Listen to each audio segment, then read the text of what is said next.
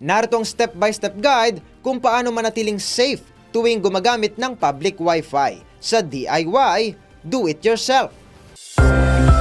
Kayang-kaya mo ang kahit na ano kung ikaw mismo ang gagawa nito. Let's learn new things sa DIY Do-It-Yourself.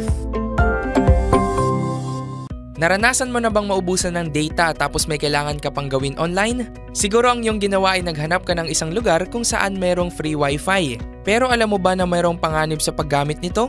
Kaya here are some steps kung paano maging ligtas kung sakaling gagamit ka ng public Wi-Fi. Step 1. Pumili ng secured networks. Mas maganda kung kokonekta ka lamang sa mga kilalang networks at iwasan mo rin ang pag-connect sa mga may generic o kahina-hinalang pangalan.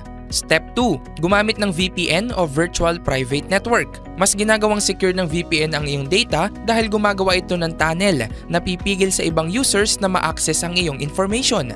Step 3. Piliin lamang ang mga website na gumagamit ng HTTPS kaysa HTTP lamang. Ang letrang S kasi ay nangangahulugang secured. Step 4. Umiwas sa public file sharing kapag ikaw ay nakakonekta sa isang public network. Step 5. Pindutin ang Forget Network kapag tapos ka ng gumamit. I-disconnecta at alisin ang network sa listahan ng iyong known networks upang mapigilan ang iyong device na automatikong kumonek sa susunod. Tandaan na ang mga hakbang na nabanggit ay maaari lamang makatulong para maging ligtas kapag gumagamit ng public Wi-Fi. Mas mainam pa rin kung magdodobling ingat at magiging sensitibo. Gets mo ba? Sige nga, do it yourself!